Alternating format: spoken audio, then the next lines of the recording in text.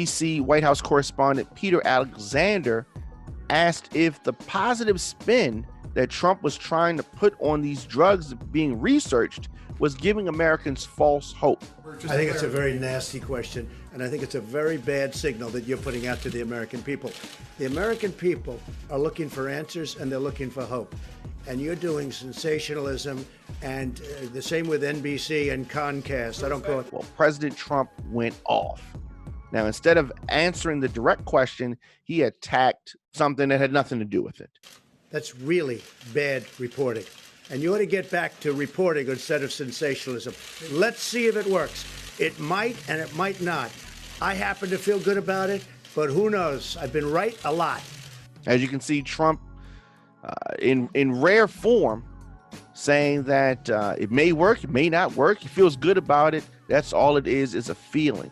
Americans right now don't need a feeling from Donald Trump, who's not a doctor. Right now, in terms of malaria, if you want it, you can have a prescription. You get a prescription. And by the way, and it's very effective. It works. I have a feeling you may, and I'm not being overly optimistic or pessimistic. I sure as hell think we ought to give it a try.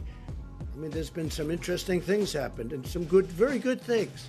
And because he's been right about some things, that doesn't mean that he's right about everything. He has no medical background. At this point, when we have these press conferences, I think that the person who should be speaking should be a physician. We are talking, as Trump has said many occasions, not about a financial issue. This is not a financial crisis. This is a health crisis that has resulted a financial crisis. But in order to get out of this crisis, we need the help of health professionals. And because Donald Trump has made his money not in health, I think that he should leave it to the health professionals.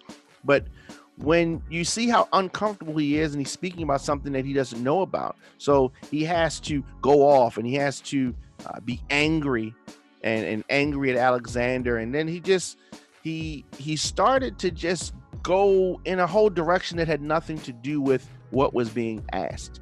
Scared Americans are scared, and there's a lot to be scared about. If you look around this country, things have changed. No sporting events, no live events, no restaurants, no gyms, no malls. Americans have questions. And I don't think that there's anything wrong with the journalists asking President Trump to give some assurance to Americans. But as I said, Trump went off, pointing at him, telling him that you're a terrible reporter. That's what I said. And of course, as we've always seen, whenever he gets a question that he doesn't like, he calls it a nasty question. This time he called it a very nasty question. The American people are looking for answers, which is true. They're looking for hope, which is true, but not false hope. Like the president, who's not a doctor, randomly thinking and giving them some type of hope that a drug for malaria is going to cure the coronavirus.